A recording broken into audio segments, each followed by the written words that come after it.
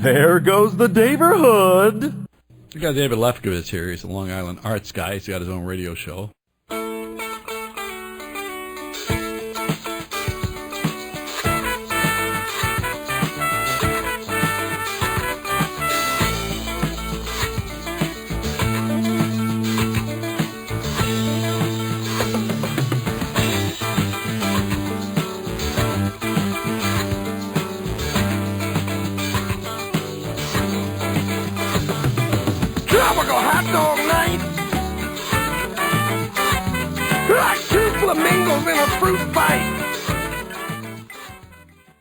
Well, there goes the neighborhood. Welcome, everybody. Welcome on this very first day of autumn, September 22nd, 2009, to the 317th episode of a little show I like to call Dave's Gone By. I call it that, A, because I'm the host. My name is Dave Lefkowitz, and I'm a radio personality, journalist, theater critic, and humorist, hopefully, and gonna make your hour and 15 minutes pass as painlessly as possible, as I try and do every single time we do a program of Dave's Gone By. Also call it that name because all our older shows are listenable at the website, davesgoneby.org. And remember, that's Dave like my name, davesgoneby.org. And if you go show by show, if you look at the listings of our archives, or you actually go and start listening to these shows, if you are that desperate, well, you'll find that every show is a little bit different. I mean, they tend to follow sometimes a particular kind of format. I mean, we'll do our Inside Broadway segment where we tell you all the big news of the Rialto on and off Broadway and maybe review a show or two. And we might also have a guest now and then, everything from famous musicians like Peter Tork of the Monkees, or folk singer Christine Lavin, or Neil Sedaka. They've all been on the show. Or folks like filmmakers and theater people, and some people who are even further afield than that. We'll do something like that. Sometimes we'll have a sketch or a song. Sometimes we'll play music. Sometimes we'll remember people who have recently left us in the arts and entertainment. And I don't know why I put that entertainments as plural, I guess because there are so many kinds of them. But that's what we try and do every week. We mix it up a little bit to keep it interesting, to keep it fun. And we've been doing it for 316 previous episodes of the show. So I like to think that we're kind of doing something right. But I mention all that to let you know that today is going to be a really cool, typically chock-filled episode. We've got all these different kinds of things going on, which is why you should stay tuned. First of all, I'm going to tell you a little bit more about my life in Greeley, Colorado, because I spent the first 45 and a half years of my life living in New York, be it in Brooklyn or Long Island or Manhattan. And so to move just 6 weeks ago was a huge stage and a big deal in my life. So I'm still getting the hang of things out here, and I like it very much. But there's all this stuff that I'm learning about and trying out. And so tonight, hopefully there will be time, you're not only going to hear about my visit to the local house of worship to kind of keep in touch with my brethren. I'm certainly not remotely a religious person, but it's kind of nice to know when you move to a place where you're a super, super teeny minority that you're not quite the only one. And so we went to services, and something rather interesting happened there. I don't know, trouble seems to follow me wherever I go. And also, I tried food. Now, I'm adventurous when it comes to meals. I will want to try different cuisines and different ways of making cuisines. And if I go to a foreign country or a foreign place, I'll look at the menu and try to order something I've never had before, never even heard of, if it's not too terribly disgusting. I'm not like that guy on, I guess, the Food Channel or whatever it is, where he goes to places and eats all the bugs covered in chocolate and caramel, or he'll eat a lobster in the shell, or whatever they do over there, the sugar-coated dung, which I have tried, by the way, and it's quite delicious, but I don't go quite there. And yet I did try something this week, something that is a real kind of Western delicacy, if that word could be used, called Rocky Mountain Oysters. And some of you are chuckling because you know what those are, and those of you who aren't chuckling yet, well, you'll just have to listen in later in the program to find out what they are, how they're cooked, and how they tasted. I'll let you know. Also on tonight's program is more than just me walking around Colorado. Oh boy, so much more than that.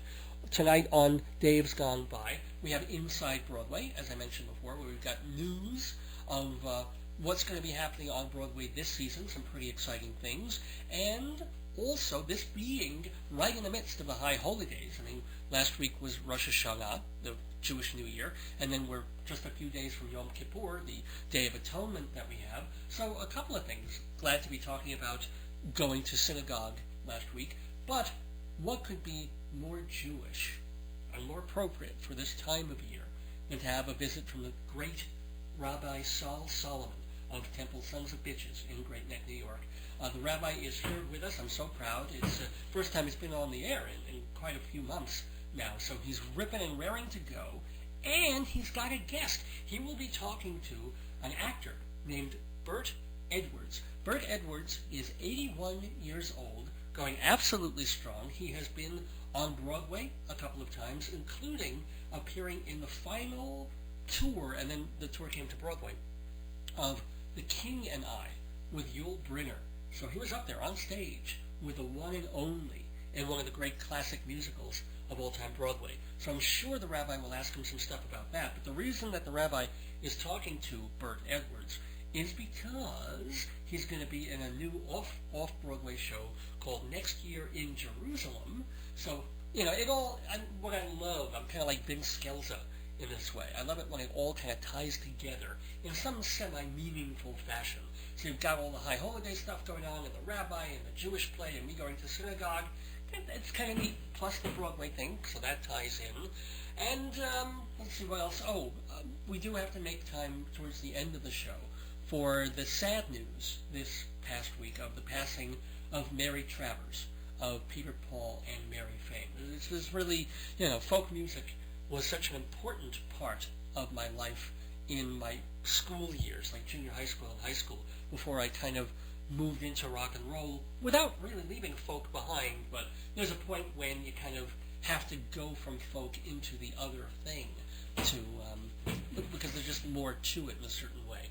But boy, oh boy, for a couple of years there, I lived and breathed people like Tom Paxton, who was a guest on the show, Phil Oakes, Peter, Paul, and Mary. And so the loss of Mary is kind of a cultural touchstone, even though I'm a little younger than the folks who really were part of that era and affected by the movements that were going on during PP&M's heyday. But still, she made some terrific and still very, very touching music with Peter, Paul, and Mary. So we're going to hear some of it and say a proper farewell to Mary Travers towards the end of the show. But we've got to begin the show just reminding you that it is brought to you by some wonderful sponsors, including Hewlett Minuteman Press, the copy kings of Broadway. The Toron family has owned Hewlett Minuteman Press since the 1970s. There are Minutemans all over the country, but they're franchises, and this particular one in Hewlett, Long Island, on Broadway, right across from the Lomans. This one has been owned and operated by the wonderful Toron family since, 30-odd years now. And they're very great people, terrific to work with, fair prices, and they do a good job on copy jobs, big and small. And if you tell them Dave sent you from Dave's Gone By, you get 10% off any job. Hewlett Minuteman Press, they're the kings. Also, this program is brought to you by Fancy Schmancy Balloons, which is an operation that Jeff Goodman, who is very often a guest or guest co-host on this radio program, or I gotta stop calling it a radio program. It's an audio program now. It's a webisode. We still haven't really come up with a word for it. I mean, it's also a podcast, but podcast seems very limiting to me. I mean, I think it's great that people can download the show as a podcast and listen to it wherever. But I still think of it as this place to be, and at your computer, put it on, listen to it. It's an audio-sode. I'll work on it. And if you have any suggestions as to what else to call it, nice ones please, send them to davesgoneby@aol.com. That's D-A-V as in Victor, E-S, gone by at AOL.com. Anyway, I was saying about Jeff Goodman, the practitioner, the proprietor of Fancy Schmancy Balloons, that it isn't just balloons. It isn't just that he goes there and makes maybe balloon animals or blows up some nice helium balloons for your party. These are like really nice Mylar designed balloons, and there are centerpieces, the things that are on your table. So if you're doing a bar mitzvah or a christening or any kind of big party, and let's say you have a theme that you want, like baseball or the New York Jets or Broadway theater or Star Trek or Star Wars, whatever it is, he'll design the party and the way the whole thing looks. And also, if you're doing a party and you're starting from square one and you don't know what to do, give Jeff a call, because he also knows caterers and DJs and everything you need to make your party spectacular. Shouldn't your event be a fancy schmancy event? Give Jeff a call at 516-797-3229. 516-797-3229. And this program is brought to you by Performing Arts Insider Theater magazine, the Bible of Broadway since 1944. Can't believe it. It's almost 66 years old now. Performing Arts Insider. It tells you everything, literally everything you need to know about Broadway, off Broadway, as well as cabaret, opera, dance, and special events happening in New York City. There are calendar listings, so you know what's happening in New York day by day by day. And there are also very comprehensive listings that are alphabetical of every show on Broadway, all the shows playing off Broadway, how to contact the people that are involved in them. If you want to contact the producers or maybe do an interview with one of the actors. It's all in Performing Arts Insider. Please find out more at performingartsinsider.com, and also please go to davesgoneby.org to find out how you can get a really, really big discount on subscriptions to Performing Arts Insider, because you are a Dave's Gone By listener. So keep listening to this rest of this episode of Dave's Gone By, because we have the Rabbi and Burt Edwards, and we've got Inside Broadway, and we've got me going to the temple and eating oysters, Rocky Mountain Oysters, and saying farewell to Mary Travers. All that coming up. Don't go away. Meow! I'm not an ordinary cat. I'm a copycat. I love to make copies, so my favorite place is Hewlett Minuteman Press. For 3 decades, they've been on Broadway in Hewlett, printing booklets, making business cards, designing wedding invitations, and making millions of copies. Meow! How good is Minuteman? Hey, I used to have 1 life, now I've got 9. Hewlett Minuteman on Broadway opposite Loman's. Tell him Toner the Copycat sent you for 10% off. Inside Broadway, brought to you by Performing Arts Insider and TotalTheater.com. Yes, let us travel inside Broadway for news of the Rialto, all the stuff that's happening on the stages of New York. Well, I was kind of sad a couple of, week or 2 or 3 ago with the closing of Avenue Q, that Tony-winning, wonderful, hilarious musical, one of my favorite shows in recent years, closed on Broadway after, it ran 2,534 performances at the Golden Theater. But, every show has its day, and that had been going on since July 2003, and even, it was a move from off-Broadway. It started at the Vineyard Theater. So, 5 years is a nice long run, or 6 years is a nice long run for a show. But guess what? Avenue Q is not going away. They're actually going to do something that they're saying has never been done before. See, lots of shows, as I said, move from off-Broadway to Broadway. They become a hit, and there's so many audiences who want to see it that there's a lot more money to be made, and you can get a lot more people in if you move it to a bigger theater uptown. Well, this show has made a pile of money, of course, from its big Broadway move for all those years, and not to mention the touring stuff and everything else. But there's still a bunch of people who want to go see Avenue Q. So the producers are going to reopen the show virtually the same off-Broadway. It's going to be playing at New World Stages on West 50th Street starting on October 9th. And it's going to be an open run, which means that people keep coming to see it, they'll keep it going. And what's interesting is that New World Stages, the theater that they're going to, has 499 seats, which technically is 1 seat shy of what would turn it into a Broadway theater. One of the criteria of what decides in New York what is a Broadway theater and what isn't is how many seats there are. And so if it's 499 seats, it's not a Broadway theater, but it's 500, it is. So they're being very cagey about this, but I think that's lovely. I'm so happy the show is sticking around, and if you've never seen Avenue Q, by gosh, by all means, make your plans. Now you can even see it in an intimate, smaller space. It's probably going to be even funnier. So, yay! Some very happy news on Broadway. And also, a lot of people, Sondheim fans, are going to be happy about our second piece of news. As we said last week, Angela Lansbury and Catherine Zeta-Jones are going to co-star in a revival of A Little Night Music. Yep, it is now confirmed, and the show is going to be opening December 13th at Broadway's Walter Kerr Theater.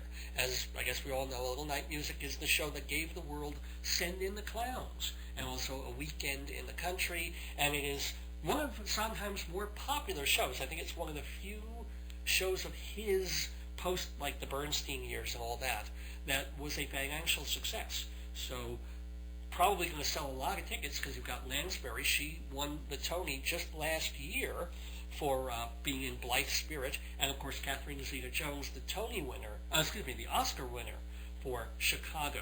So should be a real interesting ticket. Now, here's some stuff that's being worked on in the future. There's a show called Paradise, and who knows, you may want 2 tickets to Paradise at some point. The great Harold Prince, who directed Phantom of the Opera, and Susan Stroman, who directed and choreographed The Producers, are going to co-direct a show called Paradise Found. This is a new musical. It stars, dig the cast here, John Cullum, Judy Kay, Emily Skinner, she was in Sideshow, and Shuler Hensley, who was in that revival of Oklahoma a couple of years ago, and, although his name is kind of a dirty word on this program, Mandy Patinkin. Although the cool thing is, Mandy Patinkin will be playing a eunuch. The show is kind of based on 1001 Nights, Arabian Nights. So Patinkin plays this eunuch who convinces the Shah, who has 139 wives, that his real soulmate will be number 140. Sounds kind of interesting. They're first just developing this, and they're going to do it out of town, and then going to try to bring it into New York this spring. The show Paradise Found. We will keep our eye on it. Also, here's a show that I'm kind of tickled about. William Finn and James Lapine. They're going to be working together. Now, Finn is the brilliant songwriter-composer who did Falsetto Land. He also did 25th Annual Putnam County Spelling Bee. And, of course, James Lapine is a well-known playwright, director, book writer. He co-wrote Sunday in the Park with George with Stephen Sondheim. But Finn and Lapine are working now on a musical adaptation of Little Miss Sunshine, and they're going to be doing it at the Sundance Institute Theater Lab. I think that's just the perfect material for them. That's such a terrific little movie, and such a surprising left field kind of comedy, and I hope it's just perfect for them. And just before we close out this quick installment of Inside Broadway, just wanted to do a little bit of kudos and congratulations to Neil Patrick Harris for hosting the Emmy Awards. I didn't get to see them, but by all accounts, he did really great. He got terrific reviews. Now, he got that gig because he was such a knockout at the Tony Awards show when they had him. You know, and what's also nice is that the Emmy ratings and the Tony ratings were up a bit this year, too. So, you know, it's kind of nice when a real Broadway kid makes good, and the career that he's had. I mean, he started as a child star, as Doogie Howser, M.D., and, you know, you can end up doing that and nothing else with your life, or just spending your days in reality television. Or, no, he chose the better way. He started doing theater, really working on his acting chops. I think he was in Assassins on Broadway. He did Cabaret on Broadway. And now I think it's really great that he's getting this kind of acclaim. I think he's actually on the cover of New York Magazine this week. It's kind of a gross picture that I can't really look at, because he's, you know, you just see his face in full, and he's putting on lipstick, which is a bit gross. But it's saying, hey, he is being touted as the first real breakout star who is out and openly gay. Now, I can rack my brains for whatever and try and think of some others who would be. I mean, there's Harvey Fierstein, but he's sort of niche. And then there's maybe Paul Lynde, but that was always closeted, nudge, nudge, wink, wink sort of thing. So I don't know. Maybe he is. Maybe he isn't the first out gay heartthrob Hollywood, possibly leading man icon. All I know is that Peter Fitzgerald will likely be crushed. Anywho, that's Inside Broadway. We'll be back with more of Dave's Gone By right after this. We've just been Inside Broadway, thanks to TotalTheater.com and Performing Arts Insider.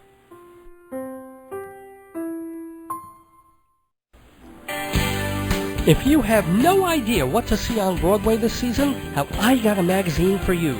Performing Arts Insider, the Bible of Broadway and beyond. Every show is listed with enough information to make you a theater expert, just like the professionals who've relied on PAI for 64 years. Get the most recent issue at performingartsinsider.com. Dave's Gone By listeners get a steep discount on subscriptions, so visit performingartsinsider.com for Broadway the best way. When a man is born, he's born with the foreskin. But the complete man is to be without the foreskin. Mazel tov, Kinder, und für alle sein Gesinn. Congratulations!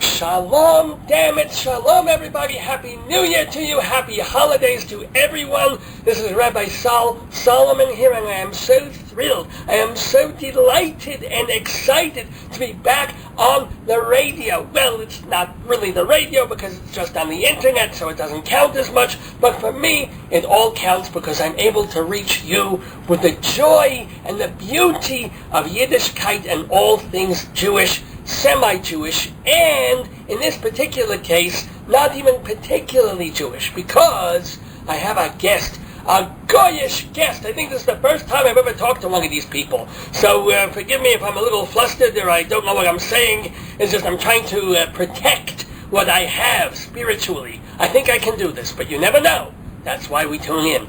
Anywho, the person that I'm going to be talking to is a veteran actor. Someone who is now doing a play off Broadway in New York at a place called the Workshop Theater. Means it isn't quite ready yet, they're still workshopping it. I don't know, I'm just guessing on that. But the show, this is why I was attracted to this. It is a play, a dark and sad, but a little funny, but mostly sad play called Next Year in Jerusalem.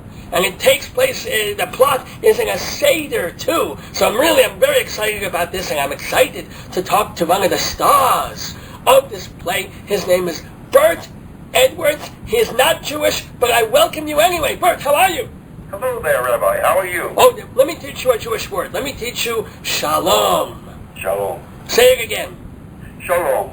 Now say it and mean it like hello. Shalom. Now you're talking, goddammit. That's beautiful. That's wonderful.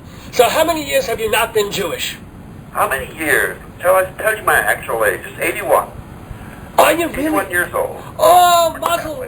But this is so lovely. This is exciting, and you still, can chew your own food, and you don't wear plastic underwear. That's true so far. And how long that will last is anybody's guess. but this is what you can get up there and do a show. What is it? 8 times during a week? No, this show is only 5 times a week. Remember, it's off Broadway. Oh, it's off. Oh, it's 3 offs. Oh, good. With the equity contract, we can only do 5 shows a week. Oh, and for how many weeks? Well, when is this running? It's very short, 4-week run, because we're contracted with equity, Actors Equity, so we have to abide by their rules. Of course, this is and true. They allow only so many rehearsals and so many performances in this type of contract. Please, you know that Hashem, that God and Moses had 613 laws of Jewish life. Equity has 7,000. This I do not understand. Equity has 10 times more laws. Well, no, it doesn't, but you do the math. I don't have time. So, what drew you to this play besides the paycheck, which you may not even be getting? Well, that's true. That's very true. No, it's just a beautiful play, I believe. And it's about, an old gentleman who wanted to Poland. He was born in Poland, and he married his wife in Poland. Okay. And this was back in the 1940s. and he wanted to go to Israel to help build the country there. Okay. His wife resisted, but she did go. But after they'd been there for a while, she was determined to have her children in America. Smart girl. Smart lady. Yes. Smart lady. Smart lady. So they came to America. He had relatives in Brooklyn, and they settled in that area, and he became quite well off. He built a company of his own. His wife died and left 2 daughters, one of whom he gets along with beautifully, and one he doesn't get along with beautifully. Do you know I have 19 and a half children?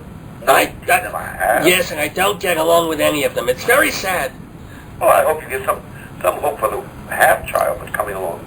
It possibly. Depends. If the head takes its proper shape at a certain point, it'll be all right. But I didn't mean to interrupt, but I'm sorry about doing it. Continue, please. Okay. Well, the play was written by a lady named Donna Leslie Goldstein. Ah, there we go. That's my kind of girl. Yeah. Vaguely autobiographical. It's about her grandfather and cousins and things like that, who settled in Brooklyn. You know, I'm vaguely autobiographical, too. Are you really? Just vaguely, yes. Just vaguely. So they come to Brooklyn, you settle down with the children, one of whom is a beautiful, nice girl, and the other is, you should pardon the expression, a biatch. And... Well, she's rather free-minded. Oh, okay. Put it that way. A slut. And my favorite. No, not okay. Continue, I'm sorry. his father, whose name is Abraham, that's me, Yes, you? has tried to raise the girls so that they have comfortable, well-regulated life. And my oldest daughter, who is named Rahel. Is named what? Rahel. Rahel. Oh, you're trying. I like the way you... Let me teach you. I'm sorry to interrupt you again, but this is what the program's all about. Can you do the ch? Say that again. Can you do the ch? Oh, that's good. How's that? It's got a hook in there. It's Rachel. Now, you tell me something, Rabbi. Yes. I also have to say something. She was my beshert. Is that the correct pronunciation of that? No, I think you're overextending it, but that is the right word. It's bashert. Beshert. Bashert. Cut it down a bit. Bashert, yeah. It's like bashert. It's not bashert. Not like Sonny and Bashert. It's bashert. She's the one for you. And I say, oh, I was quelling. Quelling? That's very good. Quell. You're quelling. You're happy. You're proud. Yes. Yes. What other words do you need to check? I think that's the only one. You know, I was saying saber for a while instead of sabra. Oh, no. No, Sab. They're very different things. The Arabs were using sabers to kill the people in the Sabras. That's how it works. I'm so glad they caught me on that one. Then. So am I. So, you're in Brooklyn. You got the children. What the hell happens? Well, the oldest daughter, my favorite, Rahel, is Rachel. Wait, how do they spell it? How do they spell that? Rahel. Oh, forgive me. You're right. It's Rahel. I thought it might be Rachel, but you're right. I'm sorry. Well, everybody else calls her Rachel. So I figured I don't know. Anyway, it's written as Rahel. R-A-H-E-L. All right. Anyway, yes. Sorry. My fault. And she's married and has a charming daughter, but there's like 12 years difference between the 2 daughters, my daughters. All right. And the play picks up when I'm in my late 70s. All right. And I've established a good home in Brooklyn, in where is it? Not Brighton, but Manhattan Beach. We say Manhattan Beach. Manhattan Beach. Much better. Okay. Yes. Manhattan Beach. Right. This explanation is longer than the play at this point. So what happens? Well, it happens that the old man is dying, and they have the last Seder. Seder. Seder. Seder. A Seder. You've never been to a Seder? Seder. Good. Thank you. Have you ever been to one for real? Never. Really? You're 81 years, no I've been to Jew? a bar mitzvah. Well, all right. This is good. I learned not to go too early to a bar mitzvah because they go on forever. You just go for the food. That's the thing to do. So that's what I say to my daughter when she walks in. I see you just here for the food. No time for the prayer. Pretty much. This is come on, when Jews go to the synagogue on a Saturday morning, they all show up at 11:30 because they know at 12:15, the food is there. It's only the schmucks who show up at 9 to sit there for 3 hours waiting. What? Waiting to eat. You've learned a lot, Rabbi Solomon. I'm a wise old man, what can I tell you? I'm wise enough to know that, okay, you're at a Seder, you're old, you're dying, and not you personally. And then there is a one of my lawyers is named Ariel Cohen, and he is from Israel, in America. And he rather disturbs me by saying that he wants to be an American. He thinks that, being in Israel, and he fought there, and he's glad he doesn't do it anymore, and it really disturbs the old man. Okay. So they have quite a little set to with that. And but he becomes very attracted to my youngest daughter, who finally arrives at the Seder very late. All right. And they become an item. Wait, how old is he? He's 79. And she's? The young daughter? Yes. Oh, she's like 35. Okay, whoa! That kind of play, is it? She, also, the fellow that plays, there are flashbacks in this play. all right. This This play is 7.5 hours long. very nice play. But this fellow that plays Ariel Cohen, my lawyer, also plays me as a younger man in Israel. Okay. So there are flashbacks in those scenes. I'm a little too old to play myself as a young man. Just a little. So he plays those roles. And the girl that plays my wife is a lovely, lovely actress. And she sings, at the Seder, she sings in Hebrew. All of it, The prayers, uh-huh. But, and then the little daughter does the 4 questions. Right. And I praise her for that and say it's better than last year and all that sort of thing. And as the play goes on, my lawyer friend is there, the young Ariel Cohen, and he and I get into this discussion, and rather heated discussion. Yes. About his feeling about I guess you would call it non-Zionist. What is a non-Zionist? It's basically Jews who are stupid enough not to believe in Israel. That's my definition. Not to believe in Israel. There are Jews who you have to understand. Pardon me. You're asking me for an explanation. I'm giving you one. There's Jews who feel that when Israel is existing now, it is keeping the end times from happening, and when all the Jews in all the world get to go to Israel and everything happens good, we shouldn't be in Israel yet. These are very stupid people who think that we really don't have a homeland, that it's a bad thing that we created one. But the rest of us, the Zionists, the smart Jews, say, no, we need a homeland or else we get wiped out entirely. Yes, that's what I thought. Right. I thought I had it right. But for instance, one of the things he tells me is that Sept, this Israeli lawyer. Yes. It's 50 years ago, sir, and you are not Israeli. I am. What that means now is very different from what it meant to your generation. I have been hit by more rocks than I can count. So have I. Above my breath, while grenades exploded too close to me, I could feel the air vibrate. I have no desire to live that way. I say next year on the Upper West Side, which is very offensive to the old man. Well, okay, I understand. I see the conflict there, and it's a good conflict. I can absolutely. I say, what is that, a joke? Something young men are worth anything, worth giving up your life for. You don't leave because it's ugly, that you have to stay. And it goes on from there. Interesting. By the way, is that the accent? How long did it take you to work on the accent that you're using for the old man Abraham in this play next year in Jerusalem?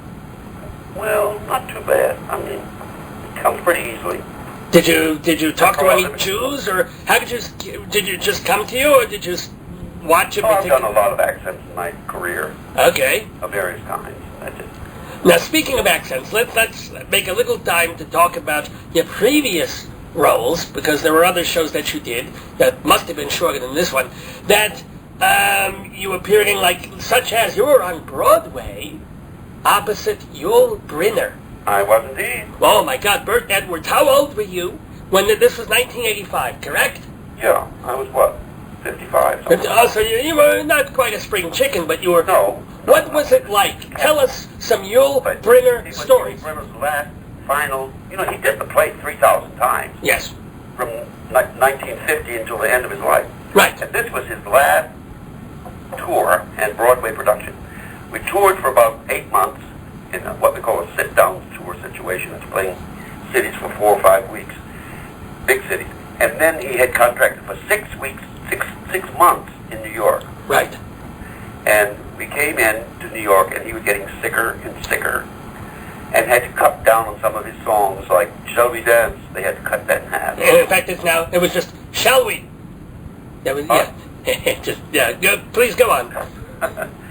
So I remember when we were playing St. Louis, and Mike Wallace came out to do an interview with him, and Yule said, "I want to do another little piece of this, which cannot be shown until after I die."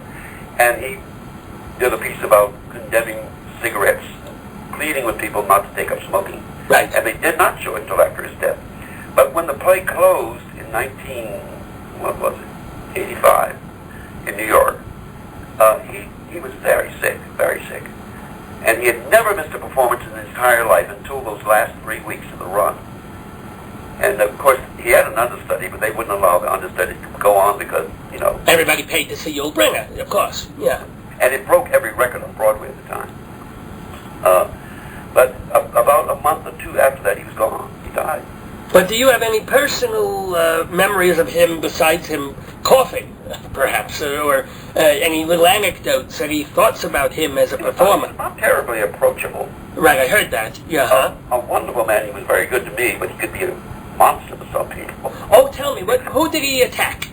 Well, like the mothers of the kids in the play that traveled with the show. He could be just fierce with them. Like the leading lady understudy one time, and he was very unpleasant to her. He could just be a monster when he wanted to be. Was there usually a reason, or was it just he was on bad cancer drugs, or just his personality? I think it's mostly personality. He was a wonderful man. He really was.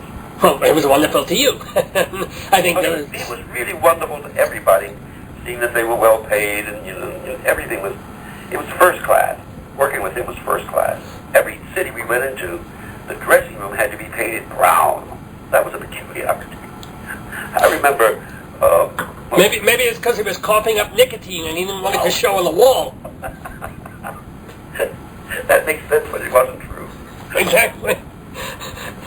White brown. And also another thing. Yes.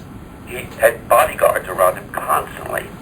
2 stage right, 2 stage left. And I thought, nobody knew why. But a New York one performance, my school scene was just before he enters. And as I was going off stage, a man crawled over the orchestra pit and said, "He's my father, he's my father." And those bodyguards swept him out, swept him away. Yeah, stars live in a different universe. They really do. Not just the solar system, but there's something about what they attract sometimes. Very true, very true. Now, speaking of attractive, you have appeared also in the theater with some great leading ladies of our time. Yes. Kim Hunter, Tammy Grimes, someone named Phyllis Thaxter, who I had no idea who it is. But Phyllis Thaxter was. I'm sorry, no, I'm not that old. She was a wonderful actress back in MGM back in the 1940s. All right. And played a lot of semi-lead roles. She was never a big star, but she was well known in her day. And Tammy Grimes, I got along very well with Tammy. Good. I liked her a lot. All right, very good. Very nice lady. Good. What about Kim Hunter? Kim was a divine lady. She really was very, very good. I would say that of the 8 ladies I played that show with. Wait, which show? It was the Cocktail Hour. A.R. Gurney's Cocktail Hour. Yes, all right. Goyim know about cocktails. Marchand in New York. Nancy Marchand, right.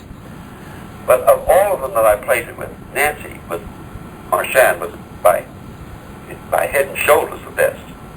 No question of that. I hope the other ladies aren't listening right now. I hope not either, but they were all wonderful in their way. Now, what made her, if you were an acting teacher, or if you were just a student of the form, how would you can say, oh, she was the best, but why? What made her the best? At the time I went into it, she'd been playing it for a year. Okay. And I took over for Keene Curtis, who was the original male lead in the play. But, so Nancy was absolutely familiar with the play, but she was a very excellent actress. Nobody will dispute that. No, I'm not saying, but I always want to know what makes a difference, say, between a fantastic actress and a really good actress? What is that quality? That's a hard question, Rabbi. Oh, well. Very hard question. I ask the hard questions, A damn lot it. of it's instinct, and a lot of it's craft, training. A lot of it's just being who you are. Well, what would you say, Burt Edwards, what would you say is your special quality as an actor? What do you bring to the table? I hope it's honesty. Okay. That's what I strive for, to believe what I'm doing. And not to think of other things while you're on stage, but concentrate on your role. Well, let me ask you, since you did the cocktail hour how many millions of times, was there a point when you're standing there after the 500th time and going, what's for dinner? I gotta pay the bills. No, never to be. Always right there in the moment. So it's such wonderful pleasure to be doing it. Is this true? It's acting is a lot better than working in a dime store, Now, have you been able to be an actor consistently from when you started? Did you have to take other jobs, or was this always your only profession? I've always taken on jobs, often. For a year, I was a manager of the automobile club in Virginia. Oh, my goodness. Okay. The travel department there that was about 10 years. So I've done other things, and in New York, I've done, little jobs on the side here and there to support myself. Of course. And when I was in L.A., I did a lot of voiceover work, and that kept me going. And, a lot of TV things and films and stuff like that, but nothing major. And is it tough now that you are in your 80s?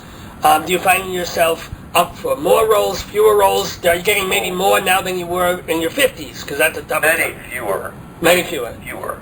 Okay. I'm out of the competition business now. I do this play because somebody asked me to do it. I don't go to auditions because, who wants an 80-year-old man? It's an insurance problem, for one thing. They think you're going to die before you finish the show. They should look at Michael Jackson. He was 50. No, I know what you're saying, but is it great to tread the boards again then?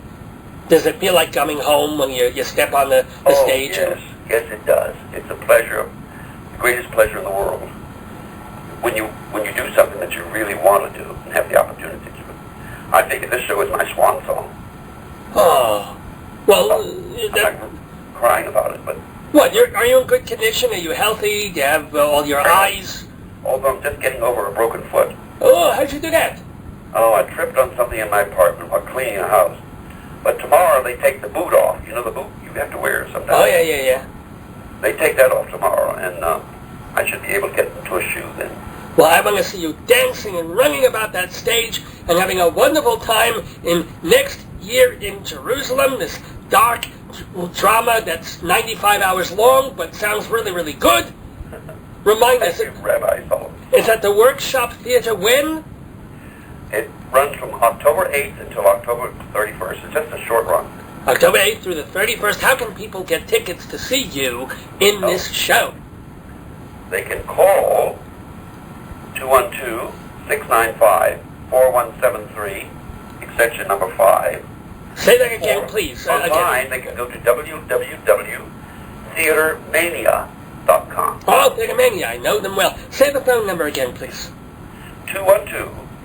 212-695-4173, extension 5. Now, I never thought I would say this to a non-Jewish person, but, Burt, I look forward to seeing you next year in Jerusalem. Ooh, Rabbi, thank you very much. Thank you so much. God bless you. Happy New Year. You don't have to pay big bucks on Broadway to enjoy a funny play. You could sit in the comfort of your living room or bedroom and read a whole book of hilarious comedies by the one and only me, Dave Lefkowitz. Marriage, Babies, and the End of the World, filled with my unique humor, satire, and spoofery. If you like my show, you'll love my book. $20 hardcover, $12 soft. Buy it at davesgoneby.org. Marriage, Babies, and the End of the World. It says it all, doesn't it? But give it to me every hour. Dave goes off. Dave goes off. Dave goes off. Dave goes off. Welcome back to Dave's Gone By. If you've been listening to the show the last couple of episodes, you'll know that I've been talking a lot about the big move that my wife and I made just a couple of weeks ago. We lived in New York all our lives, but my wife got a terrific job teaching out here, and since I do all the weird and myriad but non-desk related things that I do, well, I was able to move out here with her up to northern Colorado. So being something of a fish out of water, I think it's kind of cool to be on this show and tell you some of my experiences being a New Yorker now confronted with the wilds of the upper semi-north middle plains west. Not really sure what you would call where we are, just at the foothills of the Rockies. So most of it has been really, really good. I mean, in the 6 weeks that we've lived here, I think we've had 2 or 3 cold, rainy days. I mean, that's it. And every other day was either absolutely perfect, or it was hot, but not especially humid, so you could pretty much tolerate it. And we're talking in the middle of August for that kind of stuff. So, yeah, life's been sweet. There's the occasional little wrinkle, the fact that every time I take my bicycle out to go a mile or two, I have to check the tires at the end of it to see if I'm losing pressure, because they have these little nettles called goat grass, and nothing like the grass you get in Long Island. This soft, tender, sweet little grass that you can walk on barefoot. There's this weed here, and it's omnipresent, called goat grass. I guess because it's thorny and rough and tough like a goat horn, where it grows, and it's sort of grass or weed-like, but then it shoots off these little thorny things that are really like thumbtacks. Swear to God, they puncture tires like nothing. Just go through them like a knife through butter. And I've blown 3 or 4 tires by now, just in a month and a half, thanks to the wonderful goat grass of northern Colorado. How nice. And I never did mention also the great Greeley smell. People have commented on that of all the things that I've talked about that I've been on here, moving and packing and unpacking and going around, the big open spaces and the school and all of that, I didn't mention the fact that Greeley is kind of known for meat rendering. That's what they do. That's one of the main things, aside from farms and ag, that they've got out here. Once you're here, you don't say agriculture, you say ag. So they've got ag, and also plants that take meat and not only chop it up and make burgers and milk and whatever you got, but they render the fat from the meat. And for some reason, when they do that, and they also, the farmers all fertilize their stuff. So at a point, usually at 5 in the afternoon, you get the Greeley smell, which is manure-ish and also rendered beef-ish and smells like horse poop-ish. You don't smell it so bad if you breathe through your mouth, but if you're a nose breather at all, it's not the best time to be around here. I mean, it's not overpowering, it's not overwhelming, and sometimes it can be there and you really don't even notice it unless you're outside and, taking a whiff through your nose and it's like, oh boy! Oh, yeah, they're in the middle of doing something horrible to a cow right now. I can smell that. But it's one thing, it's the kind of thing, if you heard about it before you moved to a town, you would go, have serious reservations about moving to that town. It's like New Jersey. It's like all of New Jersey. Someone tells you, well, New Jersey's a garden state and it's beautiful. But, of course, if you happen to live near this factory, it really stinks all the time. You would go, okay, there are 49 other states I think I'd rather live in. But it's interesting how you get there and you adapt. And it's like, oh, today's a stinky day. It's a stinky afternoon in Greeley. And it only is for an hour or two. And then you go on about your business. And if you're indoors, you really don't notice it much at all. So, yeah, that's a bit of the Greeley stench that I've been warned about. And now that I've spoken about, I can say, okay, I've done it. I've talked about the Greeley stink. Now I can leave it go. What I also want to talk about is food, because I'm a foodie. I love all kinds of food. I know this episode has kind of a Jewish tincture, but I'm not kosher. Haven't been for many, many years. I'll eat anything that's put in front of me, or at least I'll try it. If I don't like it, I won't eat much of it, but I'll certainly give it a whirl. So I was very excited to go, first of all, to the farmer's market that they have in our town. They've got a farmer's market, at least in the late, throughout the summer and early fall, twice a week, over by what used to be the train station, but is now just a depot and I think a chamber of commerce. And the real, actual, honest-to-God farmer's market, and we're not talking about, for the most part, farms that are funded and owned really by Monsanto. We're talking real local people with their real, actual local produce in their fields, their few acres, and they bring out whatever they got. Their tomatoes this time of year. I'm seeing peaches, some apple, tons of corn, lots and lots of really fresh, sweet corn out here. And they've also got other people. People have ranches. One person brings their frozen meat, and I bought some. It was delicious. And another person had bison there, which I've tried before, but I was disappointed because sometimes at the farmer's market, I am told, they have yak meat. I don't know if anybody within the sound of my voice has ever tried yak meat. I'm not sure I really, well, as I said, I'll try anything, so I'm just curious. And I was so disappointed they weren't there. Because I've never tried a good loin of yak, you know, or even if they just have a yak burger, yak loaf, I don't know. Someone said that, someone told me when I asked them what yak is like. They said, well, it doesn't taste like meat. And this gave me pause for reasons that should be obvious. I mean, and they didn't say that it tastes like chicken. They said it's a little sweeter than meat. And it really got me quite curious. So if anybody out there has tried yak and really likes it, has ever had maybe yak foo young or yak Wellington, please email me at davesgoneby@AOL.com and let me know. And let me know where I can get a really fine loin of yak or something like that. I would love to try it. Anywho, that's my one food story. So I never did get to try that yet. But what I did get to try was, well, probably actually a lot more common, but certainly not out east. Out east, we supposedly have more sophisticated palates. Ha ha. There are things that we just won't touch and won't try because they're too ooey.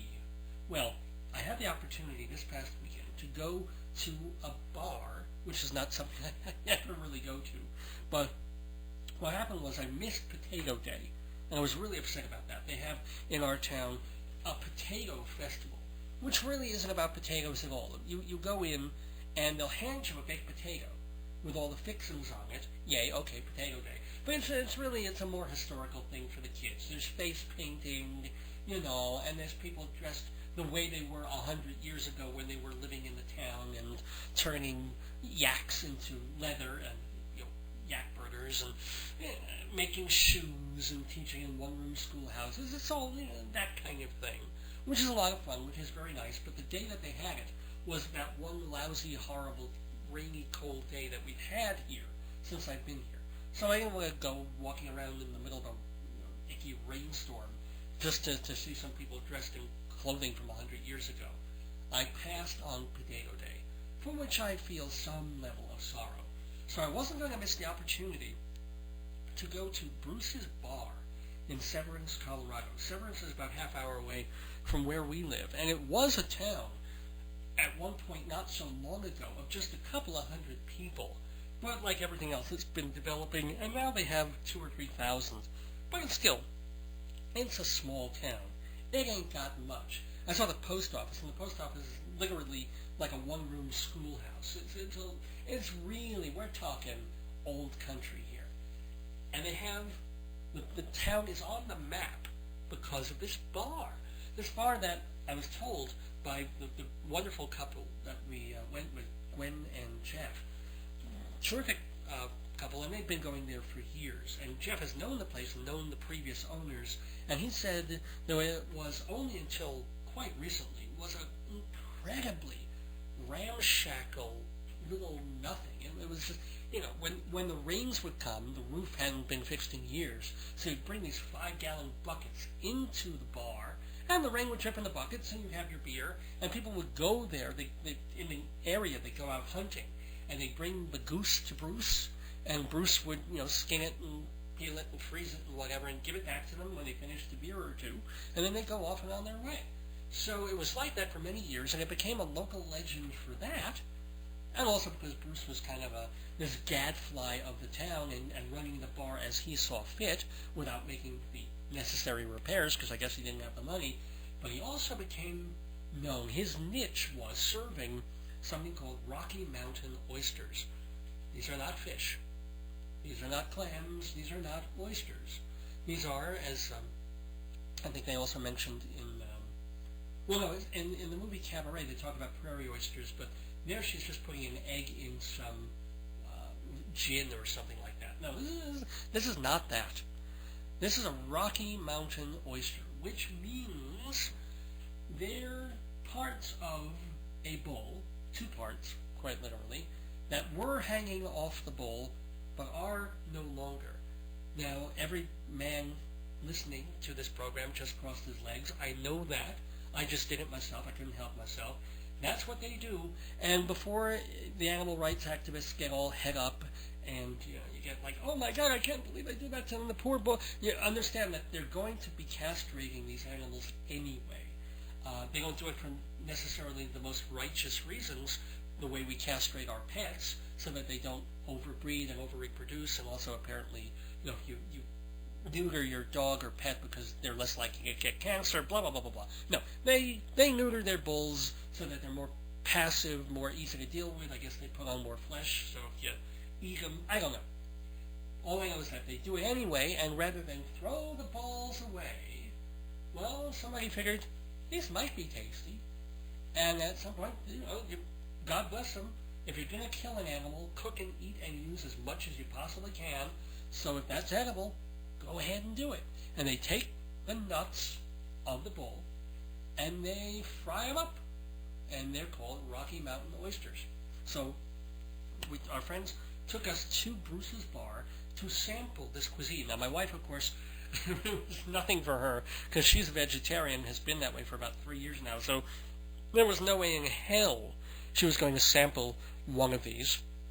But I give her credit even for being in the same room as them. The big surprise is, I wasn't surprised that they came to the table breaded, because that's the way this particular place cooks them. They're deep fried in breading, much the way they do with tempura if you're in a Japanese restaurant, or kind of a heavier thing like French fries or coated yucca plant.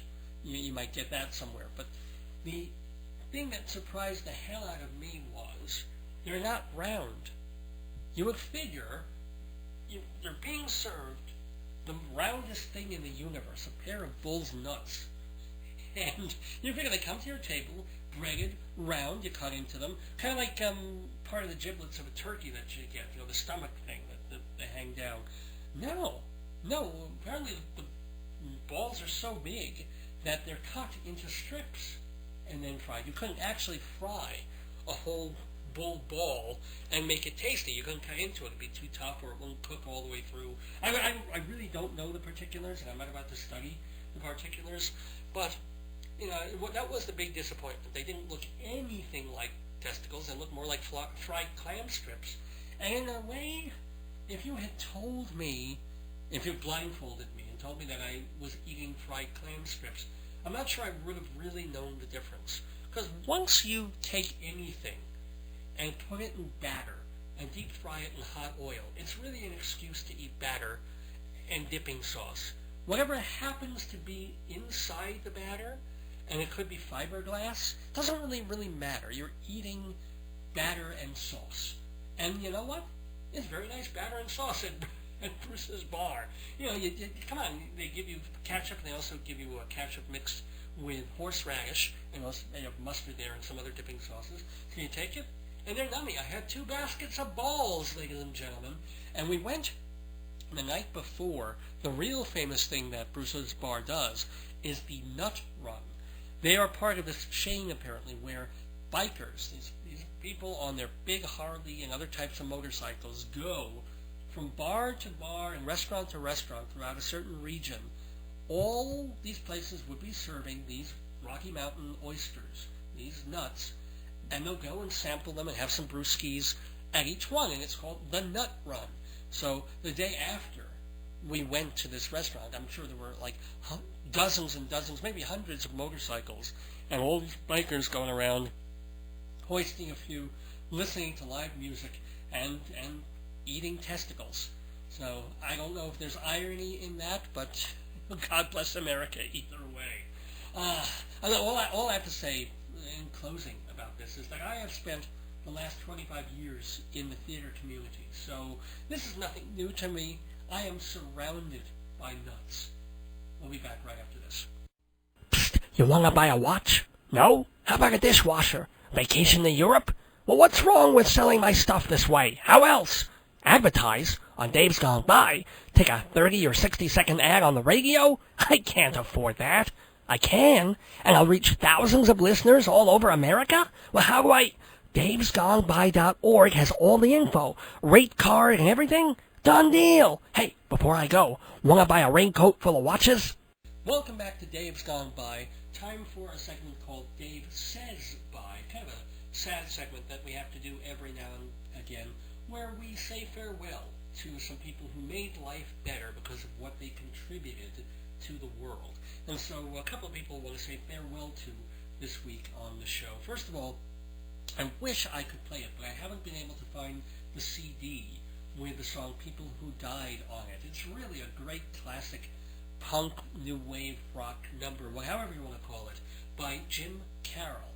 And Jim Carroll died this week. He certainly had his different his different modes of life. The successful author and poet and songwriter, and of course People Who Died is track that song down because it's so great. And really based on all these people he knew who were passing away right and left when he was younger because they were all junkies just like him.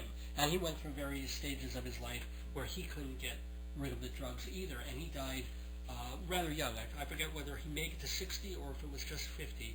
I think he hit 60, but anyway, also if you can give a listen to Bing Skels's program on New York station WFUV from last week. I don't know if they still archive them, but check it out. He does a very nice tribute to Jim Carroll where he plays that song, and he also plays Carroll doing this live spoken poetry thing of recalling a real avant-garde performance that he did. Very, very funny stuff involving a cockroach.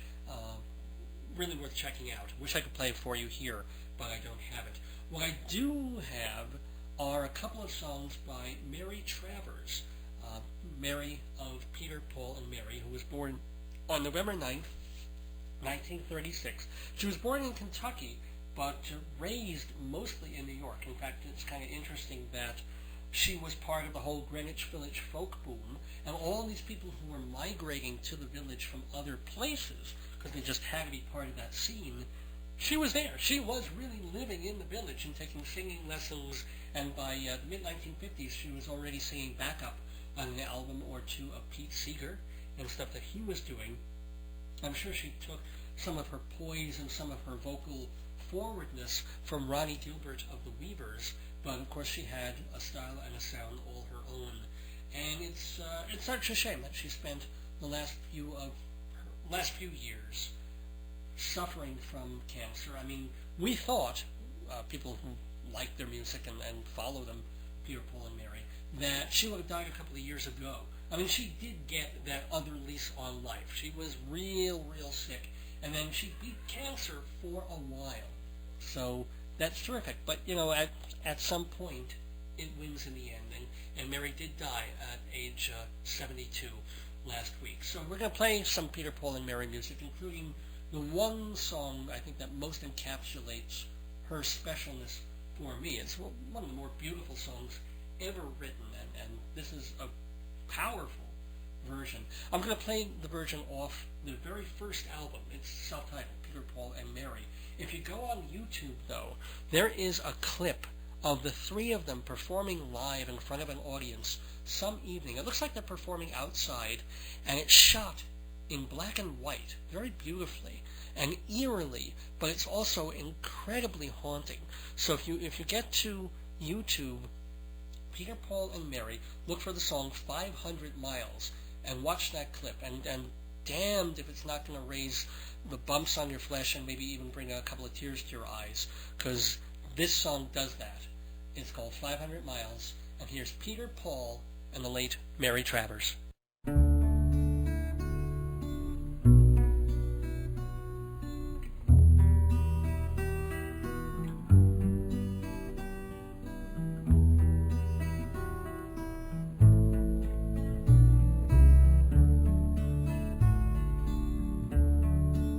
If you miss the train I'm on, you will know that I am gone.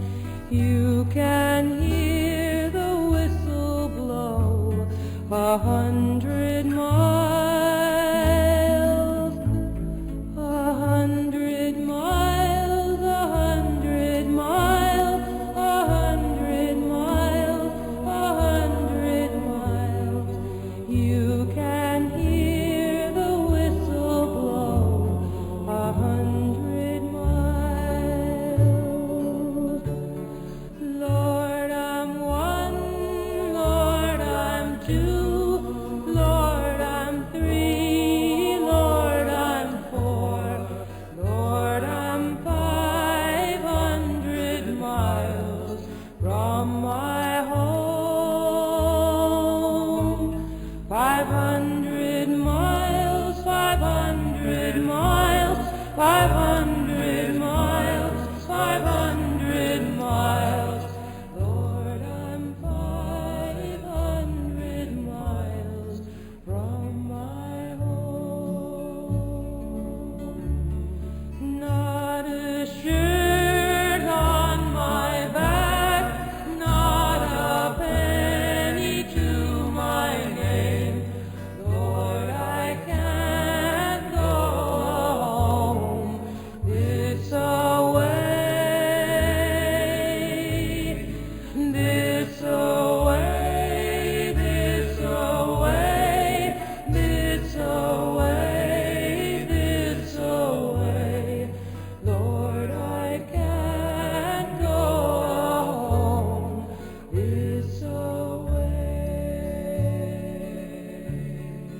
If you miss the train I'm on, you will know that I am gone. You can hear the whistle blow 100 miles.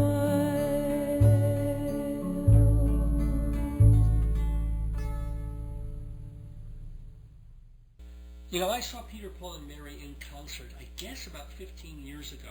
They were doing a Christmas concert in New York. And I was interested in seeing them, but I kind of had to drag myself because I'm not really into Christmas music at all for lots of reasons. And, you know, as much as I really wanted to see Peter, Paul, and Mary, they were in some level past their heyday. It was great that they were back together, but there was something a little bit icky and corny about what they're doing. There's certainly a sentimental and occasionally gooey aspect to their work, but seeing them in concert was so special and so sweet.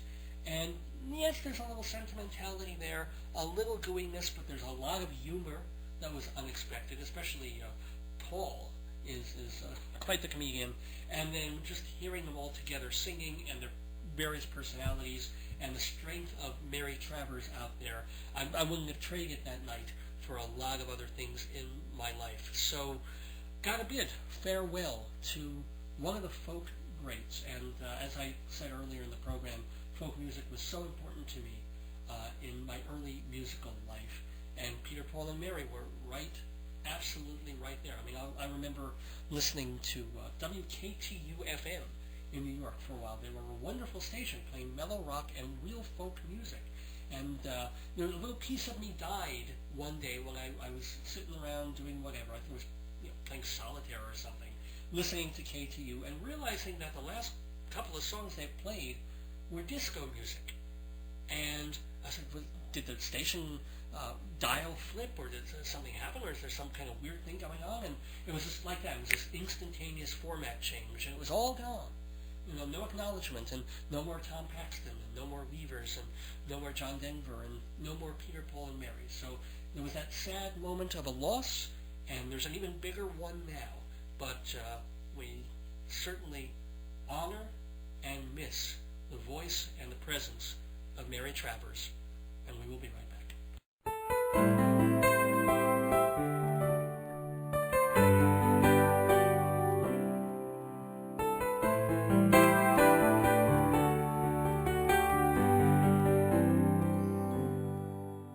You have asked me why the days fly by so quickly.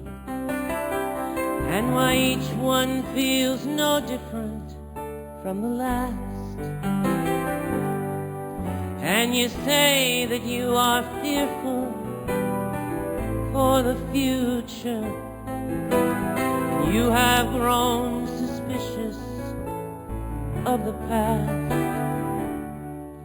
and you wonder if the dreams we shared together have abandoned us or we abandoned them. And you cast about and try to find new meaning so that you can feel that closeness once again. Carry on, my sweet survivor. Carry on, my lonely friend. Don't give up on the dream, and don't you let it end. Carry on, my sweet survivor. Oh, you know that something's gone. For everything that matters, carry on.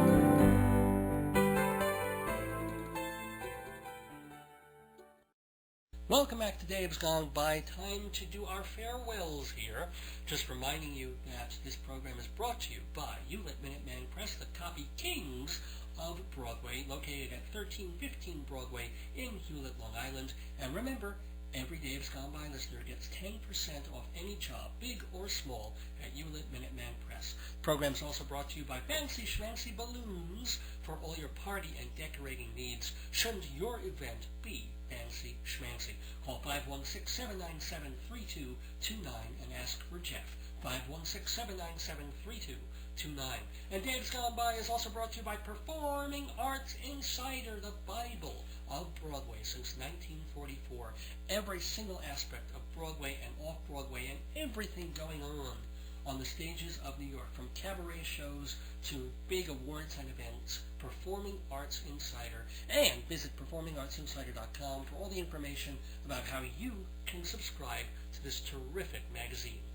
Be sure to visit also totaltheater.com, the producer of this show.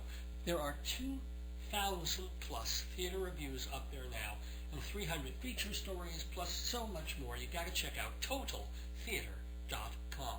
Also, davesgoneby.org. That is where you find out about this show. See pictures of me and find out about all the guests that we've had over the years. And of course, it's the place to hear our archives. Hundreds of our episodes are available to stream or podcast, just like this one, absolutely free, anytime at all. Just go to davesgoneby.org. Also, please check out YouTube for Shalom Damn It. That's the TV show that Rabbi Sol Solomon did a year or so ago. They're all up there, all 10 episodes. They're divided into pieces.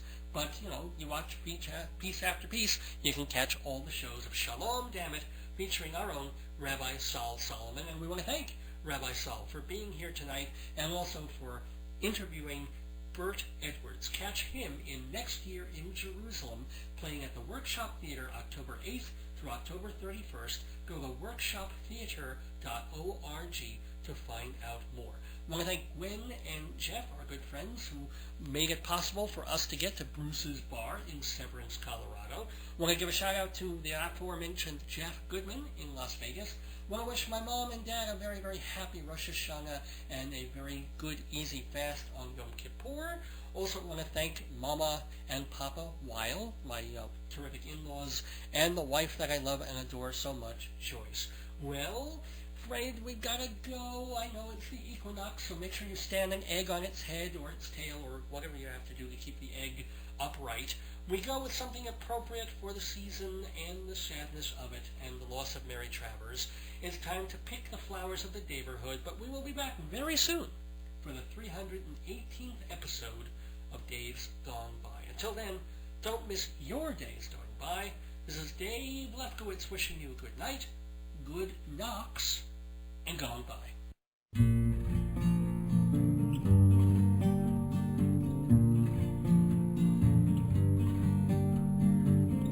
Where have all the flowers gone?